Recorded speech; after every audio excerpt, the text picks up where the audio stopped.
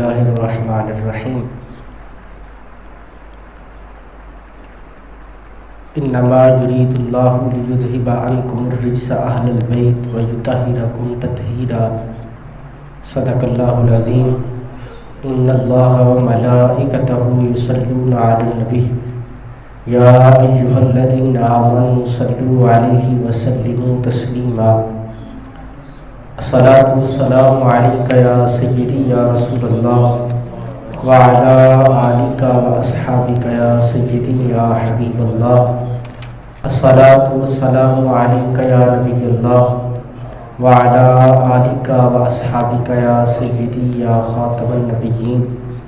الصلاۃ والسلام علیک یا سیدی یا شفیع المذنبین وعلی آلک واصحابک یا سیدی یا رحمۃ للعالمین۔ اللہ تعالیٰ کی حمد و ثنا حضور آقا نور شافی یوم النشور آقا دو جہاں سرور کون مکاں سید انس و جاں سیاہ لامکاں لالا رخاں نبی رحمت شفیع امت آقا دو جہاں سرور کون مکاں کی بارگاہ بکس پناہ میں ہدیہ درود و سلام عرض کرنے کے بعد معزز واجب الاحترام دوستوں بزرگوں ساتھیوں السلام علیکم ورحمۃ اللہ وبرکاتہ۔ الحمدللہ آج کا دن معروف ہے اور جانا ہوا ہے کہ آج اللہ رب العزت کے بھیجے ہوئے مقرب مہمان رمضان المبارک کا پہلا جمعۃ المبارک ہے۔ یہ اس کی شان ہے کہ اس نے ہمیں زمین پہ اپنی اتنی بہترین نعمتوں سے نوازا۔ نبی رحمت شفیع امت آقا دو جہاں سرور کون مکاں صلی اللہ علیہ وسلم کے فرمان کا مفہوم ہے۔ نبی پاک علیہ الصلوۃ والسلام ارشاد فرماتے ہیں کہ جمعہ دنوں کا سردار ہے، اور کیسی پیاری مطابقت ہے کہ جو مہینہ ہے وہ مہینوں کا سردار اور جو دن ہے وہ دنوں کا سردار۔ مہینہ بھی شان والا اور دن بھی شان والا اور اعلیٰ مقام والا۔ تو جمعۃ المبارک بڑی شان، بڑی عظمت اور بڑی فضیلت کا حامل ہے۔ رب لم یزل کا بے حد و بے حساب شکر ہے جس نے ہمیں ان پاکیزہ گھڑیوں میں اپنے گھر میں آنے کی سعادت نصیب فرمائی۔ جو ہی رمضان مبارک آتا ہے تو عبادتوں کا ایک الگ رنگ نظر آتا ہے، لوگوں کے اندر اللہ رب العزت کی معرفت کا جذبہ جمع ہو جاتا ہے اور ایک نئے جذبے کے ساتھ لوگ اللہ کے گھر کی طرف بڑھتے ہیں اور عبادت کے اندر اپنے آپ کو سرخرو کرتے ہیں، اور نماز، روزہ، تراویح وغیرہ جیسی اللہ رب العزت کی عظیم نعمتوں اور اس کے حکم کی فرما برداری کرتے ہیں۔ اور یقیناً بندہ مومن کا عمل بھی یہی ہے کہ جب اس کو اس کے رب کی طرف سے کوئی حکم ملتا ہے تو وہ اپنے رب کے حکم کی پیروی کرے، کیونکہ غلام ہی ہوتا ہے۔ غلام کو جب اس کے مالک کی طرف سے حکم دیا جاتا ہے تو سب سے اچھا غلام وہ ہے جو اپنے مالک کے حکم کی فرما برداری کرتا ہے۔ تو اللہ رب العزت ہمارا مالک ہے، ہمارا خالق ہے، ہمارا بنانے والا ہے، تو جب اس نے ہمارے لیے کسی حکم کو رکھ دیا ہے تو اس کے اندر ضرور بہتری ہوگی۔ تو لہٰذا جب اس نے ہمارے لیے ایک ماہ ایام معدودات گنے ہوئے دنوں کو ہمارے اوپر فرض کر دیا کہ تم نے ان کے اندر روزہ رکھنا ہے، سحری سے افطار تک تم نے کوئی چیز کھانی نہیں، اپنے معدے تک کسی چیز کو نہیں پہنچانا، تو اس کے اندر بھی بے شمار حکمتیں ہیں۔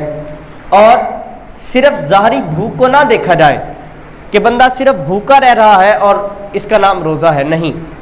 بلکہ اس روزے کے ذریعے جو اللہ رب العزت ہمیں تقوی عطا فرما رہا ہے، جس پاکی تک اللہ رب العزت ہمیں پہنچا رہا ہے، ہمارا مقصد اس پاکی تک پہنچنا ہے، اپنے آپ کو ہر صغیرہ و کبیرہ گناہ سے بچانا، ہر چھوٹے گناہ سے بچانا، ہر بری عادت سے بچانا، ہر برے فعل سے بچانا، ہر برے کام سے اپنے آپ کو محفوظ رکھنا، یہ روزے کا اصل مخزن اور روزے کا اصل مادہ ہے۔ رمضان المبارک کے اندر 3 رمضان المبارک میں نبی پاک علیہ الصلوۃ والسلام کی پیاری بیٹی سیدہ طیبہ طاہرہ عابدہ زاہدہ مخدومہ کائنات سیدہ فاطمہ الزہرا سلام اللہ علیہا، آپ کا وصال با کمال ہے۔ نبی پاک علیہ الصلوۃ والسلام کی 4 صاحبزادیاں ہیں۔ حضور علیہ الصلوۃ والسلام کی 4 صاحبزادیاں، حضور علیہ الصلوۃ والسلام کی ہر صاحبزادی اپنا مقام رکھتی ہے۔ ایسا ہرگز نہیں کہا جا سکتا کہ نبی پاک علیہ الصلوۃ والسلام کی ایک ہی صاحبزادی ہے یا 4 سے کم ہے، بلکہ ہمارے اسلاف نے، ہمارے فقہا نے، ہمارے علماء نے جس نقطے تک ہمیں پہنچایا ہے وہ یہی ہے کہ نبی پاک علیہ الصلوۃ والسلام کی 4 صاحبزادیاں ہیں اور حضور علیہ الصلوۃ والسلام کے 3 صاحبزادے ہیں، اور حضور علیہ الصلوۃ والسلام کی ہر صاحبزادی اس کو ماننا ہمارے لیے ضروری ہے۔ بعض لوگ ایسے ہیں جو نبی پاک علیہ الصلوۃ والسلام کی صاحبزادیوں کا انکار کرتے ہیں اور کہتے ہیں صرف سرکار کی ایک ہی صاحبزادی ہے اور وہ سیدہ فاطمہ الزہرا ہے۔ ایسا ہرگز نہیں ہے، بلکہ حضور کی 4 صاحبزادیاں ہیں۔ لیکن یہ سیدہ فاطمہ الزہرا تمام صاحبزادیوں میں چھوٹی ہیں اور نبی پاک علیہ الصلوۃ والسلام ان سے با کمال محبت فرمایا کرتے۔ سرکار ان سے اتنی محبت فرماتے، سیدہ فاطمہ الزہرا سلام اللہ علیہا سے حضور علیہ الصلوۃ والسلام کی محبت کا عالم یہ تھا کہ جب یہ تشریف لاتی تو نبی پاک علیہ الصلوۃ والسلام اپنی نشست سے اٹھ جایا کرتے، حضور علیہ الصلوۃ والسلام اٹھ کے ان کا استقبال کرتے، حضور علیہ الصلوۃ والسلام کے قریب پہنچتی تو حضور علیہ الصلوۃ والسلام اپنے سینے سے لگاتے اور حضور علیہ الصلوۃ والسلام ان کے ہاتھوں کو بوسہ دیا کرتے، اور جب نبی پاک علیہ الصلوۃ والسلام ان کے پاس جاتے تو یہ بھی ایسا ہی کرتی، اپنی نشست سے اٹھ جایا کرتی اور حضور علیہ الصلوۃ والسلام کا استقبال کرتی اور حضور علیہ الصلوۃ والسلام کے دست اقدس کو بوسہ دیا کرتی۔ یہ حضرت سیدہ فاطمہ الزہرا سلام اللہ علیہا کا نبی پاک علیہ الصلوۃ والسلام سے محبت کا انداز ہے کہ اس قدر آپ نبی پاک علیہ الصلوۃ والسلام سے پیار فرماتی، حضور علیہ الصلوۃ والسلام سے محبت فرماتی۔ سیدہ فاطمہ الزہرا آپ کی زندگی بڑی حسین و جمیل ہے، بڑی خوبصورت ہے، اور جس مخلوق پر کائنات کے اندر لفظ عورت کا اطلاق ہوتا ہے اس کے لیے اگر کوئی سیرت رہنما ہے تو وہ سیدہ فاطمہ الزہرا کی ہے۔ عورت اگر چاہے کہ مجھے کوئی زندگی گزارنے کا طریقہ بتائے کہ میں زندگی کو کیسے گزاروں تو اسے در در بھٹکنے کی ضرورت نہیں، وہ در زہرا پہ آ جائے، وہ سیدہ فاطمہ الزہرا کے در پہ آ جائے اور وہاں سے زندگی گزارنے کا طریقہ حاصل کرے، وہاں سے زندگی گزارنے کی خیرات حاصل کرے کہ جس طریقے سے سیدہ فاطمہ الزہرا نے اپنی زندگی گزاری۔ سیدی عالم فرماتے ہیں جس کا آنچل نہ دیکھا مہر و ماں نے کبھی، اس ردائے نزاہت پہ لاکھوں سلام، کہ سیدہ فاطمہ الزہرا سلام اللہ علیہا کی ذات ایسی ذات ہے کہ مہر و ماں نے بھی، چاند اور سورج نے بھی کبھی آپ کا آنچل نہیں دیکھا۔ سیدہ فاطمہ الزہرا سلام اللہ علیہا کی اتنی شان، اتنا مقام کہ کبھی سورج کی کرنوں نے آپ کے سر کے بالوں کو نہیں دیکھا۔ اس طریقے کا پردہ اور اپنے جسم کو چھپانا، اپنے جسم کی حفاظت کرنا، اپنی عزت کی حفاظت کرنا۔ اگر کوئی عورت چاہتی ہے کہ میں اپنی عزت کی حفاظت کرنا سیکھوں، اگر کوئی عورت چاہتی ہے کہ میں اپنے جسم کی حفاظت کرنا سیکھوں، میں اپنے وقار کی حفاظت کرنا سیکھوں، تو وہ در زہرا پہ آ جائے، وہ حضور علیہ الصلوۃ والسلام کی بیٹی سے سیکھے کہ اپنی عزت کی حفاظت کیسے کی جاتی ہے، اپنے مقام کی حفاظت کیسے کی جاتی ہے۔ اللہ تعالیٰ نے عورت کو بڑا مقام دیا ہے، عورت جس لحاظ سے بھی ہو مقام والی ہے۔ اگر وہ بیٹی ہے تو پھر بھی اللہ نے اسے عظمتیں دی ہیں، اگر وہ ماں ہے تو پھر بھی اللہ نے اسے مقام بخشا ہے، اگر وہ بہن ہے تو پھر بھی اللہ نے اسے مقام بخشا ہے، اور اگر وہ زوجہ ہے تو پھر بھی اللہ نے اسے مقام عطا فرمایا ہے، اور کس طرح بھی ہوگی۔ لیکن دیکھیں عورت کو ان چند طریقوں سے جانا جاتا ہے کہ وہ بیٹی کس کی ہے، وہ زوجہ کس کی ہے، وہ ماں کس کی ہے۔ ان چند طریقوں سے عورت کے مقام کو جانا جاتا ہے۔ اگر باپ اعلیٰ ہو تو کہا جاتا ہے کہ یہ اعلیٰ باپ کی اعلیٰ بیٹی ہے، اگر شوہر اعلیٰ ہو تو کہا جاتا ہے یہ اعلیٰ شوہر کی اعلیٰ زوجہ ہے، اگر بیٹے اعلیٰ ہوں، اولاد اچھی ہو تو کہا جاتا ہے یہ اچھی اولاد کی اعلیٰ ماں ہے۔ لیکن قربان جاؤں فاطمہ کے مقدر پہ کہ سیدہ فاطمہ الزہرا سلام اللہ علیہ کا شان، آپ کا مقام، آپ کی عظمت یہ ہے کہ اگر آپ کے والد کو دیکھا جائے تو آپ کے والد انبیاء کے تاجدار ہیں، اگر آپ کے شوہر کو دیکھا جائے تو آپ کے شوہر ولیوں کے تاجدار ہیں، اور اگر آپ کے بیٹوں کو دیکھا جائے تو وہ جنتی نوجوانوں کے سردار ہیں۔ سبحان اللہ۔ ہر لحاظ سے سیدہ فاطمہ الزہرا سلام اللہ علیہ کی شان اعلیٰ اور بلند و پایا ہے۔ اور اگر بذات خود سیدہ فاطمہ الزہرا سلام اللہ علیہ کو دیکھا جائے تو آپ جنتی عورتوں کی سردار ہیں، آپ جنتی عورتوں کی سردار۔ حضرت حذیفہ رضی اللہ تعالیٰ فرماتے ہیں، فرمایا میری والدہ ایک دن مجھ سے فرمانے لگی کہ حذیفہ تجھے کتنے دن ہو گئے نبی پاک علیہ الصلوۃ والسلام کی بارگاہ میں حاضری دیے ہوئے؟ تو آپ فرماتے ہیں میں نے اپنی ماں سے عرض کیا کہ اماں جان کافی وقت گزر چکا ہے، کافی مدت گزر گئی ہے کہ میں نے نبی پاک علیہ الصلوۃ والسلام کی بارگاہ میں حاضری دی ہے، اگر آپ اجازت دیں تو میں سرکار کی بارگاہ میں حاضری نہ دے آؤں اور پھر اپنے لیے بھی اور آپ کے لیے بھی مغفرت کی دعا کروا لوں گا۔ دیکھیں قربان جائیں صحابہ کرام کی محبت پر کہ اپنی ماں کو کن الفاظ سے قائل کر رہے ہیں نبی پاک علیہ الصلوۃ والسلام کی بارگاہ تک پہنچنے میں، کہ اپنی ماں سے کہہ رہے ہیں کہ اگر تم مجھے اجازت دے تو میں اپنے لیے اور تیرے لیے نبی پاک علیہ الصلوۃ والسلام سے بخشش کی دعا کرواؤں۔ تو ماں کی بارگاہ سے جب اجازت ملی، حضرت حذیفہ رضی اللہ تعالیٰ عنہ فرماتے ہیں میں نبی پاک علیہ الصلوۃ والسلام کی بارگاہ میں پہنچا، میں نے مغرب کی نماز سرکار علیہ الصلوۃ والسلام کے ساتھ ادا کی۔ مغرب کی نماز کے بعد حضور علیہ الصلوۃ والسلام جلدی سے چلے گئے اور نوافل میں جو ہے وہ شامل ہو گئے، حضور نے نوافل ادا کرنا شروع کر دیے۔ اب فرماتے ہیں عشاء کا وقت ہوا، حضور علیہ الصلوۃ والسلام مصلی امامت پہ تشریف لائے، نبی پاک علیہ الصلوۃ والسلام نے نماز ادا کی، حضور نماز ادا کرنے کے بعد واپس چلنے لگے تو میں بھی سرکار علیہ الصلوۃ والسلام کے پیچھے پیچھے چل دیا۔ ایک اجنبی نبی پاک علیہ الصلوۃ والسلام کے قریب ہوا اور حضور علیہ الصلوۃ والسلام کے کان کے اندر سرگوشی کی، حضور کے کان میں بات کی، بات کر کے چلا گیا۔ اب میں حضور علیہ الصلوۃ والسلام کے پیچھے پیچھے چل رہا ہوں، نبی پاک علیہ الصلوۃ والسلام نے بغیر مڑے بغیر پیچھے دیکھے سرکار فرماتے ہیں حذیفہ ہے؟ میں نے کہا جی یا رسول اللہ میں حذیفہ ہوں۔ نبی پاک علیہ الصلوۃ والسلام نے ارشاد فرمایا اے حذیفہ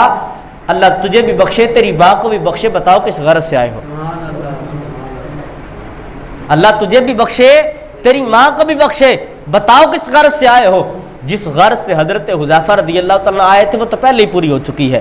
کہ اپنی ماں اور اپنے لیے دعا کروانے کی نیت تھی، لیکن حضور علیہ الصلوۃ والسلام نے دل کا حال جانتے ہوئے پہلے ہی ضرب لگا دی۔ حضور فرمایا اللہ تجھے بھی بخشے تیری ماں کو بھی بخشے، بتاؤ کیسے آئے ہو؟ حضرت حذیفہ رضی اللہ تعالیٰ خاموش رہے تو نبی پاک علیہ الصلوۃ والسلام نے ارشاد فرمایا حذیفہ جانتے ہو یہ جو شخص میرے پاس آیا تھا یہ کون ہے؟ حضرت حذیفہ رضی اللہ تعالیٰ عرض کرتے ہیں یا رسول اللہ صلی اللہ علیہ وسلم واللہ ورسولہ عالم، میں نے کبھی اس شخص کو نہیں دیکھا، میں اس سے پہلے کبھی اس شخص کے ساتھ متعارف نہیں ہوا، میں اس شخص کو نہیں جانتا۔ تو نبی پاک علیہ الصلوۃ والسلام نے ارشاد فرمایا جان لو یہ فرشتہ ہے، آج سے پہلے کبھی اس فرشتے کو زمین پہ آنے کا جو ہے حق حاصل نہیں ہوا، آج یہ پہلی مرتبہ اللہ کی بارگاہ سے زمین پر آیا ہے اور رب کا پیغام لے کر آیا ہے، اور وہ پیغام یہ ہے کہ اللہ رب العزت کی بارگاہ سے جو یہ فرشتہ لے کر آیا ہے وہ پیغام یہ ہے کہ اللہ رب العزت ارشاد فرماتا ہے کہ ہم نے سیدہ فاطمہ الزہرا کو تمام جنتی عورتوں کا سردار بنا دیا ہے اور ان کے صاحبزادوں کو تمام جنتی نوجوانوں کا سردار بنا دیا ہے۔ سیدہ فاطمہ الزہرا کو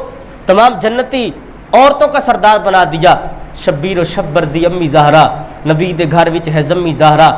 مقام تیرے نو کون سمجھے فرشتے ہیں تیرے کمی زہرا، جس در زہرا پہ فرشتے بھی اجازت لے کے آتے ہوں اس مقام کو، اس بارگاہ کو، اس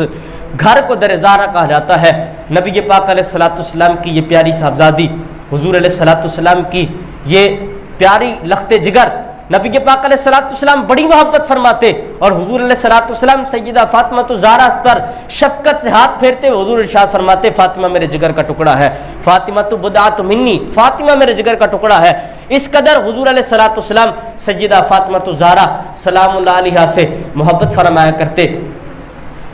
حضرت سیدہ فاطمہ الزہرا سلام اللہ علیہا آپ کی جو ازدواجی زندگی ہے بڑی خوبصورت ہے. بڑے اچھے طریقے سے آپ نے اپنی ازدواجی زندگی کو حضرت سیدنا علی المرتضیٰ شیر خدا کرم اللہ وجہ الکریم کے ساتھ گزارا. اور یقیناً اگر آپ اپنی ازدواجی زندگی کو بہتر کرنا چاہتے ہیں تو پھر ایسے لوگوں کی زندگی کو اختیار کریں. آج آپ دیکھیں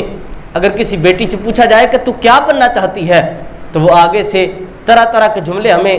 سننے کو ملتے ہیں کہ کوئی اپنا رول ماڈل کسی اداکار عورت کو لے کے بیٹھی ہے تو کوئی اپنا رول ماڈل کسی گلوکار عورت کو لے کے بیٹھی ہے. لیکن اپنی بیٹیوں کو ایسی تربیت سکھائیں کہ جب آپ کی بیٹی سے پوچھا جائے تو کیا بننا چاہتی ہے تو آپ کی بیٹی کی زبان سے ایک ہی بات آئے کہ میں کنیز فاطمہ بننا چاہتی ہوں, میں سیدہ فاطمہ الزہرا کی کنیز بننا چاہتی ہوں. اور یہ سیدہ فاطمہ الزہرا کی کنیز ان کی خادمہ تو حضرت مریم سلام اللہ علیہا جیسی ہیں. نبی پاک علیہ الصلوۃ والسلام نے ارشاد فرمایا اے فاطمہ تو بطول ہے اور تو سب سے پہلے جنت جائے گی. پھر ایک دن نبی پاک علیہ الصلوۃ والسلام نے ارشاد فرمایا حضرت مریم علی نبینا علیہ الصلوۃ والسلام کی والدہ حضرت مریم وہ بطول ہیں اور اللہ رب العزت انہیں سب سے پہلے جنت عطا فرمائے گا. تو سیدہ فاطمہ الزہرا سلام اللہ علیہا کے چہرے پہ ملال آیا کہ اب نبی پاک علیہ الصلوۃ والسلام کی زبان سے نکلنے والا ہر لفظ حق ہے, حضور علیہ الصلوۃ والسلام کی زبان سے ادا ہونے والا ہر لفظ اپنی قدر رکھتا ہے, اپنا مقام رکھتا ہے. اب سرکار علیہ الصلوۃ والسلام نے دو ہستیوں کے بارے میں ارشاد فرما دیا کہ یہ دو ہستیاں سب سے پہلے جنت جائیں گی. اب ان میں سے فیصلہ یہ کرنا ہے کہ پہلے کون سی جنت جائے گی, حضرت مریم علیہ نبی علیہ الصلوۃ والسلام جنت جائیں گی یا سیدہ فاطمہ الزہرا سلام اللہ علیہا جنت جائیں گی. تو حضرت سیدہ فاطمہ الزہرا نبی پاک علیہ الصلوۃ والسلام کی بارگاہ میں عرض کرتی ہیں لجپال آقا ارشاد تو فرمائیے, بتا تو دیجئے کہ میں پہلے جنت جاؤں گی یا سیدہ حضرت مریم سلام اللہ علیہا جنت جائیں گی. تو نبی پاک علیہ الصلوۃ والسلام نے ارشاد فرمایا فاطمہ تم بھی پہلے جنت جاؤ گی اور حضرت سیدہ مریم علیہ نبینا علیہ الصلوۃ والسلام حضرت عیسیٰ علیہ السلام کی والدہ وہ بھی پہلے جنت جائیں گی. عرض کرتی ہیں ابا جان ذرا یہ جو پردہ ہے اسے اٹھائیے تاکہ میں سمجھ سکوں کہ میں پہلے جنت کیسے جاؤں گی اور وہ پہلے جنت کیسے جائیں گی. تو نبی پاک علیہ الصلوۃ والسلام نے ارشاد فرمایا اے فاطمہ جس سواری پہ تو سوار ہوگی حضرت مریم سلام اللہ علیہ اس سواری کی نکیل پکڑ کے تمہاری خادمہ بن کے جنت جائیں گی اور تم مخدومہ بن کے جنت جاؤ گی. یہ شان حضرت سیدہ فاطمہ الزہرا سلام اللہ علیہا کا. اور آپ کا بچپن بڑا خوبصورت گزرا, نبی پاک علیہ الصلوۃ والسلام نے تربیت فرمائی. اور اسلام ایک ایسا خوبصورت مذہب ہے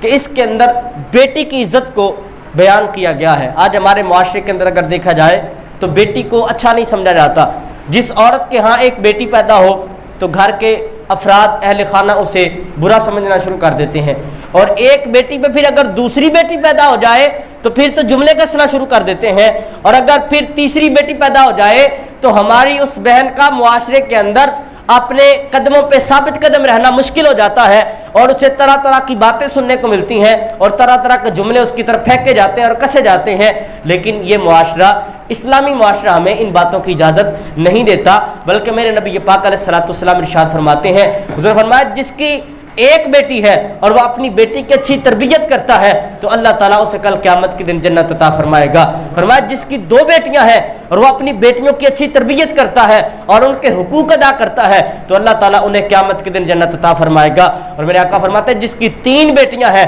اور اپنی تینوں بیٹیوں کی اچھے طریقے سے تربیت کرتا ہے اور ان کو حقوق ادا کرتا ہے تو اللہ تعالیٰ انہیں بھی قیامت کے دن جنت عطا فرمائے گا.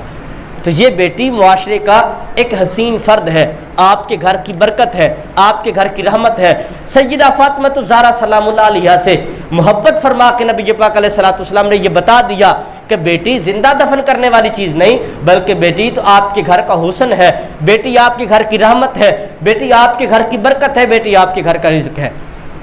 تو اپنی بیٹیوں سے محبت کریں,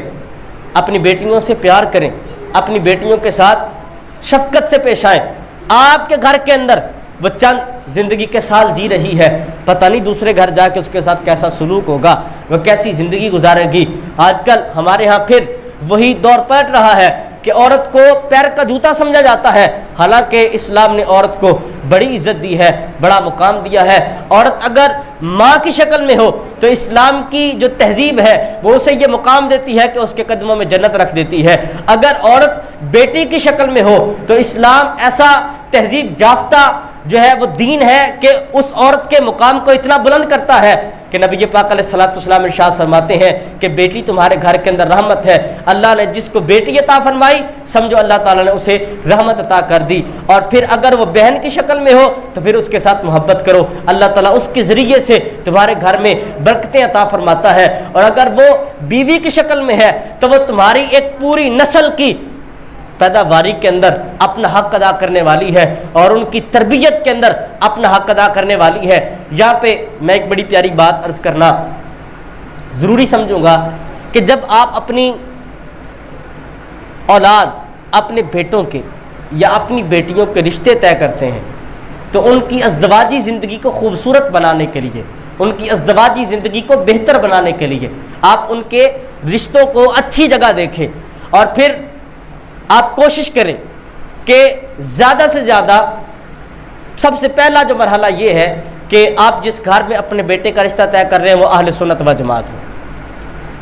کیوں؟ اس لیے کہ جو ایک عورت ہوتی ہے، ایک عورت وہ پوری آگے نسل کو چلاتی ہے اور پوری نسل کی تربیت کرتی ہے، اور جب آپ کے گھر میں ایسی عورت آئے کہ جس کی فکر ایسی ہو کہ اس کی فکر میں اصال ثواب کرنا جائز نہ ہو، جس کی فکر ایسی ہو کہ اس کی فکر کے اندر نبی پاک علیہ الصلوۃ والسلام پر درود و سلام پڑھنا جائز نہ ہو، کہ اس عورت کی فکر ایسی ہو کہ وہ نبی پاک علیہ الصلوۃ والسلام کے نام مبارک پہ انگوٹھے چوم کے آنکھوں پر لگانا بدعت سمجھتی ہو، تو وہ آپ کی تمام آنے والی نسل کو دین سے منحرف کر کے نبی پاک علیہ الصلوۃ والسلام کی محبت سے دور کر دے گی، اور نبی پاک علیہ الصلوۃ والسلام پر درود و سلام پڑھنے سے دور کر دیا جائے گا، سرکار علیہ الصلوۃ والسلام کا ادب و احترام کرنے سے دور کر دیا جائے گا، اور ہماری نسلیں محتاج ہو جائیں گی نبی پاک علیہ الصلوۃ والسلام کی محبت کے۔ آج یہی ہمارے گھروں کے حال ہیں۔ ہماری دیکھیں وہ جو پرانے ہمارے بزرگ تھے، جو پرانی عورتیں تھیں، میں یہاں پہ بطور لطیفہ ایک بات سنانا ضروری سمجھوں گا۔ ایک بوڑھی عورت تھی، اپنے گھر میں وہ ہفتہ وار احصال ثواب کا ختم پاک دلایا کرتی تھی، تو ان کے محلے کے جو قاری صاحب تھے وہ الحمدللہ احصال ثواب کو ماننے والے تھے، تو محلے داروں نے مل کے نہ کہیں ان کی چھٹی کروا دی اور نئے قاری صاحب آ گئے۔ تو عورتیں چونکہ آج بھی جو اہل سنت و جماعت کے گھروں کی عورتیں ہیں ان کا یہ معمول ہے کہ وہ اپنے گھروں کے اندر ضرور جمعرات کو اپنے گھروں میں احصال ثواب کے لیے ختم پاک دلاتی ہیں، اور ایسا ہونا بھی چاہیے۔ نبی پاک علیہ الصلوۃ والسلام ارشاد فرماتے ہیں، میرے آقا نے فرمایا کہ ہر جمعرات کو تمہاری روحیں تمہارے دروازوں پر آتی ہیں، اور پھر جب تم ان کے لیے احصال ثواب کرتے ہو تو وہ اس احصال ثواب کو لے کر لوٹتی ہیں، اور جن کے لیے احصال ثواب نہیں کیا جاتا وہ مایوس ہو کر خالی لوٹ جاتی ہیں اور اپنے گھر والوں کو کہتی ہیں کہ کہ تم نے ہمارے لیے کچھ بھی نہ رکھا، کہ تمہارے گھر میں ہمارے لیے کچھ بھی حصہ نہیں۔ تو خیر اس عورت نے ان قاری صاحب کو بلایا، کہا آئیے میرے گھر میں ختم پاک ہے تو آپ میرے گھر میں احصال ثواب کے لیے ختم پاک پڑھ دیجیے۔ اب قاری صاحب آئے تو وہ عورت پاس بیٹھ گئی۔ عام طور پر ہماری بوڑھی جو مائیں ہوتی ہیں ان کا یہ جنون اور ان کا جذبہ زیادہ ہوتا ہے، دین کی طرف میلان اور رجحان زیادہ ہوتا ہے، تو ان کی کوشش ہوتی ہے کہ ہر مجلس میں بیٹھا جائے جہاں پہ اللہ اور اس کے رسول کا ذکر ہو رہا ہے اس کو ضرور سنا جائے۔ تو وہ بھی ختم پاک سننے کے لیے بیٹھ گئی اور کہنے لگی قاری صاحب ذرا اونچا پڑھنے تاکہ میں بھی سنوں۔ تو وہ قاری صاحب ذرا الگ طبیعت کے مالک تھے، تو انہوں نے الحمد شریف پڑھی، قل ہو اللہ پڑھی، اور ہاتھ اٹھا کے دعا مانگنے لگے۔ تو وہ جو مائی صاحبہ تھی انہوں نے ہاتھ سے پکڑ لیا، انہوں نے کہا قاری صاحب ختم پورا ہو گیا ہے؟ قاری صاحب کہنے لگے جی ہو گیا ہے۔ بی بی جی کہنے لگے ہلے پورا نہیں ہویا۔ قاری صاحب کہتے ہیں اماں جی پورا ہو گیا۔ کیا وہ جڑی انگوٹھے چومن والی آیت ہے وہ تو تسی پڑھی نہیں؟ وہ جڑی انگوٹھے چومن والی آیت ہے وہ تو تسی پڑھی نہیں؟ تے میری عمر گزر گئی، مینوں 40-50 سال ہو گئے نے اپنے گھر ختم دلاندے ہاں، میرے گھر جنہیں بھی ختم پڑھیا ہوا ہے انہیں وہ آیت پڑھی ہے انگوٹھے چومن والی، تسی تے پڑھی نہیں۔ تو یہ ایک انحراف ہوتا ہے، پھرنا ہوتا ہے کہ بندہ اپنے نظریات سے پھر جائے، جن بنیادوں پہ بندہ شروع سے قائم دائم ہے ان سے پھر جائے۔ اس لیے عورت معاشرے کی تربیت کے لیے ایک اپنا اہم کردار ادا کرتی ہے. تو جب آپ اپنا کوئی رشتہ طے کرتے ہیں، اپنی اولاد کا رشتہ طے کرتے ہیں، تو سب سے پہلا بنیادی عمل جو آپ نے دیکھنا ہے وہ یہ ہے کہ آپ سب سے پہلے ان کا عقیدہ دیکھیں کہ وہ عقیدہ اہل سنت پہ قائم بھی ہیں کہ نہیں ہے. اگر وہ قائم ہے تو پھر اس گھر کے اندر آپ رشتہ کریں، یقیناً آپ کو برکتیں بھی حاصل ہوں گی، اور پھر آپ اس کے فیوز و برکات بھی دیکھیں گے، اور یقیناً پھر آپ کے مرنے کے بعد آپ کے لیے دعا بھی کی جائے گی، اور آپ کے لیے ماہانہ طور پہ یا ہفتہ وارانہ طور پہ آپ کے لیے سال ثواب کی مجلس بھی سجائی جائے گی. اب یہاں پہ ایک اور پیغام وہ یہ ہے کہ ہم اپنی اولاد کی بیٹوں کی تربیت تو کرتے ہیں، اپنی بیٹیوں کی تربیت بھی اچھے انداز سے کریں، اچھے انداز سے اپنی بیٹیوں کی تربیت کریں، انہیں اچھے اصول سکھائیں، اپنی بیٹیوں کو زندگی جینے کا اچھا طریقہ سکھائیں، انہیں حضرت رابعہ بصریہ آپ کی زندگی سے واقف کروائیں، انہیں آپ حضرت ام عمارہ رضی اللہ تعالیٰ کی زندگی سے واقف کروائیں، انہیں آپ حضرت سیدہ عائشہ صدیقہ رضی اللہ تعالیٰ کی زندگی سے واقف کروائیں، انہیں آپ حضرت سیدہ فاطمہ الزہرا سلام اللہ علیہا کی سیرت سے واقف کروائیں. اور میرے نبی پاک علیہ الصلوۃ والسلام کے حکم کے مطابق کہ اپنی بیٹیوں کو سورہ نور پڑھاؤ، تو اپنی بیٹیوں کو ضرور سورہ نور پڑھاؤ، اور ان کو سورہ نور تفسیر کے ساتھ پڑھاؤ، تاکہ ان کے اوپر جو احکامات خداوندی ہیں وہ واضح ہو جائیں. عورت بڑی قیمتی چیز ہے، عورت کو جتنا پردے کے اندر رکھا جائے گا اتنا اللہ رب العزت آپ کے گھر کے اندر برکتوں اور رحمتوں کا نزول فرمائے گا. اتنی قیمتی چیز ہے عورت. اور نبی پاک علیہ الصلوۃ والسلام حضور علیہ الصلوۃ والسلام نے عورت کے لیے سخت احکامات جاری فرمایا عورت اگر گھر کے صحن میں نماز پڑھے تو اس کے لیے ثواب کم ہے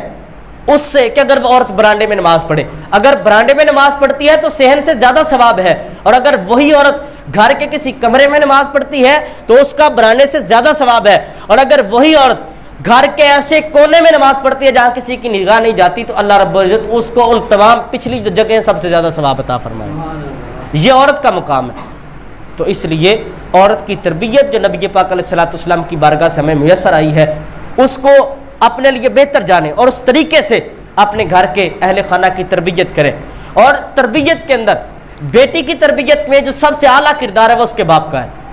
کہ وہ اسے کیا دے رہا ہے، وہ اسے کیا سکھا رہا ہے، وہ اسے کیا پہنا رہا ہے. اب دیکھیں ایک وقت تھا، ایک دور تھا کہ جب عورت حجاب پہن کے گھر سے نکلتی تھی، پھر حجاب کے نام پہ نیچے والا کپڑا تو سلامت رہا، سر سے چادر اتری.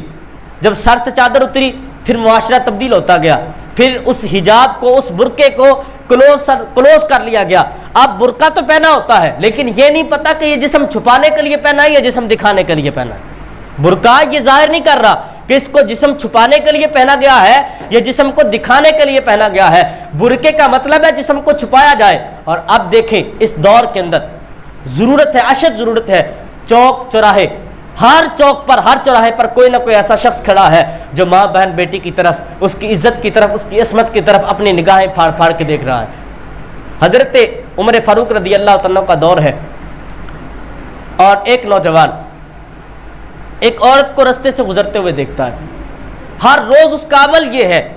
کہ وہ اس عورت کو رستے میں کھڑا ہو کے دیکھتا ہے، اس کو تکتا ہے. اس عورت نے ایک دن رک کے اس سے پوچھا کہ میں اس رستے سے گزرتی ہوں اور تیری نگاہیں میرے جسم پر ہیں، بتا تو کیا چاہتا ہے. تو وہ نوجوان کہنے لگا میں تجھ سے محبت کرتا ہوں، میں تجھ سے پیار کرتا ہوں اور میری خواہش ہے کہ تو میری طرف میلان کرے اور مجھ سے جو ہے اپنے ازدواجی تعلقات قائم کرے. وہ عورت کہنے لگی کہ میں ایسا نہیں کر سکتی. اس نے کہا اگر تو ایسا نہیں کر سکتی تو میرا تیرے بغیر گزارا نہیں. وہ عورت کہنے لگی چلو اگر تم یہی چاہتے ہو تو پھر میں ایک شرط رکھتی ہوں، اگر تم اس شرط پہ پورا اتر آؤ اور شرط کو پورا کر دو تو یقیناً میں تمہاری طرف میلان کروں گی اور جو تم چاہو گے میں وہ کرنے کے لیے تیار ہوں. اس نے کہا میں تمہاری خاطر ہر شرط پورا کرنے کے لیے تیار ہوں، تم جو کہو گی میں وہ کروں گا. اس عورت نے اس نوجوان سے کہا تم 40 دن نمازیں حضرت سیدنا عمر فاروق کے پیچھے ادا کرو. 40 دن نمازیں حضرت سیدنا عمر فاروق کے پیچھے ادا کرو، اور جب تم 40ویں دن کی آخری نماز ادا کر کے اپنے گھر کی طرف واپس پلٹ رہے ہوگے تو میں تمہارے راستے میں کھڑی ہوں گی اور تم جو چاہو گے میں وہ کرنے کے لیے تیار ہوں. اس نے کہا یہ کون سی بڑی بات ہے، میں ایسا ہی کروں گا. اس نوجوان نے 40 دن مسلسل نمازیں حضرت سیدنا عمر فاروق رضی اللہ تعالیٰ کے پیچھے ادا کی. 40ویں دن کی آخری نماز تھی اور وہ نوجوان نماز پڑھ کے اپنے گھر کی طرف پلٹ رہا تھا، وہ عورت رستے میں کھڑی تھی، وہ اس بات کی منتظر تھی کہ یہ نوجوان میری طرف نگاہ اٹھا کے دیکھے، لیکن اس نے نگاہ اٹھا کے نہیں دیکھا۔ وہ عورت خود اس نوجوان سے کہنے لگی اب تجھے کیا ہوا، تو تو میری طرف مائل تھا، تو تو یہ دعویٰ کرتا تھا کہ میں تجھ سے محبت کرتا ہوں، لیکن اب تو میری طرف نگاہ اٹھا کے بھی نہیں دیکھ رہا۔ اس نے کہا جسے رب کی محبت مل جاتی ہے وہ کائنات کی محبت کو بھول جاتا ہے، جسے رب کی محبت مل جاتی ہے وہ کائنات کی محبت کو بھول جاتا ہے۔ اس طریقے سے تربیت کی جائے، آنکھوں میں حیا ہو۔ جو بندہ 40 دن اپنی آنکھوں کی حیا کو سلامت رکھتے ہوئے اللہ رب العزت کی بندگی کرتا ہے، اللہ تعالیٰ اسے عبادت کا لطف عطا فرما دیتا ہے۔ اپنی زندگی کے اندر یہ بات آزما کے دیکھ لیں، صرف 40 دن اپنی نظر کے اندر حیا پیدا کرے اور اللہ رب العزت کی بندگی کرے، نماز ادا کرے، آپ کی 40 دن کی وہ عبادت، 40 دن کو زیادہ نہیں، اگر بندہ یہ عہد کرنے پر آئے تو یقیناً کر سکتا ہے۔ یہ رمضان المبارک کا مہینہ ہے، ہمارے یہاں کیا ہوتا ہے، رمضان المبارک کے پہلے دن ریل پیل ہوتی ہے نمازیوں کی، جگہ بھی نہیں ملتی، دوسرے دن پھر اس سے کام، تیسرے دن پھر اس سے کام، پہلا عشرہ گزرنے کی دیر ہوتی ہے بالکل کم نمازی ہو جاتے ہیں، پھر درمیان میں مستقل طور پہ بالکل نمازیوں کی تعداد کم ہو جاتی ہے، اور پھر جس دن شب قدر ہوتی ہے، ليلۃ القدر، اس دن پھر سے مسجدیں بھرنا شروع ہو جاتی ہیں، اور جس دن چاند رات ہوتی ہے اس دن وہی چار نمازی۔ رمضان المبارک آیا، ہم نے روزے رکھے، ہم نے تلاوت قرآن پاک کی، ہم نے اللہ رب العزت کی بندگی کی، ہم نے اللہ رب العزت کی اس کے احکام کو مانا، اس کے حکم کی فرما برداری کی، لیکن کیا ملا کہ رمضان المبارک کے گزرنے کے بعد یہ نہیں کہ چلو کوئی 4 دن بعد بندے کی طبیعت بدلی، کوئی 10 دن بعد بندے کی طبیعت بدلی، ادھر عید کا چاند نظر آیا ادھر مسجدیں خالی ہو گئی۔ ہمارے ہاں یہاں تک ہوتا ہے کہ اعتکاف کرنے والے لوگ بھی نماز نہیں پڑھتے، معتکف بھی نماز نہیں پڑھ رہا۔ تو یقین جانیے یہ ایک ہمارے لیے دارالفکر ہے کہ ہم اس کے اندر اپنی زندگی کی فکر کریں، اپنی زندگی کے بارے میں سوچیں۔ یہ زندگی ختم ہو جائے گی اور آخر قبر ہے، اور قبر میں جا کے اللہ اور اس کی بارگاہ میں جواب دینا پڑے گا اللہ اور اس کے رسول کو کہ ہم نے کس طرح زندگی گزاری ہے۔ تو آئیے اپنی اولاد کی اچھی تربیت کریں۔ آپ یہ ایسا ہرگز اپنی اولاد سے توقع نہیں کر سکتے کہ آپ مسجد نہ جائیں اور آپ کی اولاد مسجد جائے، ایسا ہرگز نہیں ہو سکتا۔ آپ جائیں گے تو آپ کی اولاد جائے گی،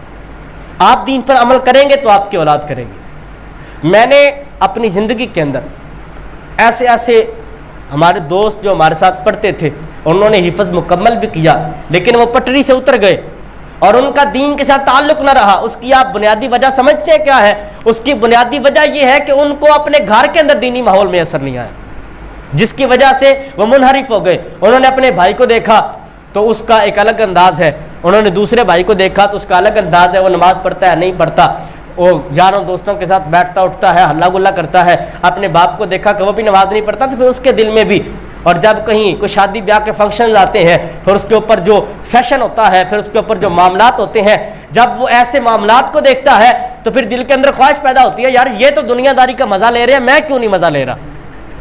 جب خسروں کو ناچتے ہوئے دیکھتا ہے، پھر عزتوں کو ناچتے ہوئے دیکھتا ہے، اپنے گھر میں آنے والی ماں بہنوں بیٹیوں کو ناچتے ہوئے دیکھتا ہے تو اس کا نظریہ تبدیل ہو جاتا ہے اور اس کی ٹوپی بھی اتر جاتی ہے، اس کے اندر سے جو ایمان، میرے نبی پاک علیہ الصلوۃ والسلام کا فرمان ہے، یہ حدیث پاک یاد آگے سن لیجئے، میرے آقا فرماتے ہیں کوئی بھی شرابی جب شراب پیتا ہے تو وہ مومن نہیں رہتا۔ مطلب جس دورانیے میں وہ شراب پی رہا ہے اس دورانیے میں وہ مومن نہیں، اللہ تعالیٰ اس کے ایمان کو اس سے اٹھا لیتا ہے۔ کوئی بھی زانی جب زنا کرتا ہے تو زنا کرنے کے اوقات میں وہ مومن نہیں رہتا، اللہ تعالیٰ اس سے اس کے ایمان کو اٹھا لیتا ہے۔ اب آپ خود اندازہ کیجئے، کسی نے کوئی شراب پی رہا ہو اور ایسے حال میں اسے موت آ جائے تو سرکار کا فرمان کے مطابق تو وہ مومن ہی نہیں۔ کوئی زنا کر رہا ہو تو ایسے زنا کرتے ہوئے اسے موت آ جائے تو ایسے حالات میں تو وہ مومن ہی نہیں۔ تو اپنی زندگی کو بچائیں، اپنی زندگی کے اندر اپنے ایمان کی حفاظت کریں۔ یہ رمضان المبارک ہے، اس رمضان المبارک کو ضائع نہ ہونے دیں، اس کی گھڑیوں کو، اس کی پر نور ساعتوں کو اپنے آپ سے نہ جانے دیں۔ روزہ رکھیں، 5 وقت نماز ادا کریں، قرآن پاک کی تلاوت کریں، نماز تراویح ادا کرنے کی کوشش کریں۔ یہ ایسا مہینہ ہے کہ اس کے اندر نفلوں کا ثواب فرضوں کے برابر ہے، اور فرضوں کا ثواب 70 گنا بڑھا دیا گیا ہے، قرآن پاک کی تلاوت کا ثواب بڑھا دیا گیا ہے۔ اور یہاں پہ آخری بات یہی ہے کہ اپنے معاشرے کو ایک تہذیب یافتہ معاشرہ بنائیں، اپنے معاشرے کو ایک اچھا معاشرہ بنائیں۔ ریاست مدینہ کے نام پہ بیٹیوں کو بچوں کو چراہوں پہ کھڑا کر کے سڑکوں پہ نچانا ریاست مدینہ نہیں، بلکہ اس بیٹی کی عزت کو اس کے گھر میں حفاظت دینا یہ ریاست مدینہ ہے. اس کو اس کے گھر میں اس کی چار دیواری میں رکھنا یہ ریاست مدینہ ہے. اس کے حجاب کو سلامت رکھنا یہ ریاست مدینہ ہے. اور پھر اس دنیا داری کے جو لڑائیاں جھگڑائیں سے نکل آئیں، چھوڑ دیں سارا کچھ، باہر آ جائیں اور حقیقی زندگی کی طرف آئیں اور اسلامی زندگی کی طرف آئیں. نبی پاک علیہ الصلوۃ والسلام کا جو اسلامی طرز عمل ہے اس کو اختیار کرنے کی کوشش کریں. سارے چور ایک دوسرے سے لڑ رہے ہیں اور ملکی اور سیاسی بحران پھیلا ہوا ہے اور غریب بیچارہ مر رہا ہے، ظلم کی چکی میں پس رہا ہے، بھوک کی چکی میں پس رہا ہے. ایسے ایسے لوگ ہیں کہ سحری کرنے کے لیے ان کے گھر میں کچھ نہیں، ایسے ایسے لوگ ہیں کہ افطاری کرنے کے لیے ان کے گھر میں کچھ نہیں. اور خدا را ان لوگوں کی طرف دیکھو اور ان لوگوں کی طرف دیکھ کے ان کی بھوک کا خیال کرو، ان کی زندگیوں کا خیال کرو. جس بحران میں یہ پس رہے ہیں، تم نے لوٹ لیا، تم نے کھا لیا، تم نے پی لیا، تمہارے پاس جمع بھی ہے. آج کسی سے پوچھو تمہارا سرمایہ کہاں ہے، کوئی کہے گا لندن میں، کوئی کہے گا یورپ میں، کوئی کہے گا کہیں کہیں. اولادیں کہاں ہیں، کہے گا لندن میں، یورپ میں، کینیڈا میں. ان سے پوچھو تمہاری جائیدادیں کہاں ہیں، لندن میں، یورپ میں، کینیڈا میں. یہاں کیوں آئے ہو؟ پھر تم بھی وہاں جاؤ. یہاں پہ وہ رہیں جن کی یہ مملکت ہے، جنہوں نے اس کے لیے خون دیا ہے، جنہوں نے اس کے لیے اپنی جانیں قربان کی ہیں. تو آؤ پھر نظام مصطفیٰ کی طرف بڑھو، نفاذ نظام مصطفیٰ کے لیے جد و جہد کرو، اپنی بیٹیوں کی عزتوں کو محفوظ رکھو، اپنے گھروں میں رکھو اور انہیں سیدہ فاطمہ الزہرا سلام اللہ علیہا کی سیرت پہناؤ. ان کو کہو کہ آپ سیدہ فاطمہ الزہرا سلام اللہ علیہا کی سیرت کو اپناؤ اور رمضان المبارک کے اس پرکشش لمحات کو اپنے آپ سے دور نہ جانے دیں. اللہ کو حضور دعا اللہ تعالیٰ عمل کی توفیق عطا فرمائے. آمین بجاہ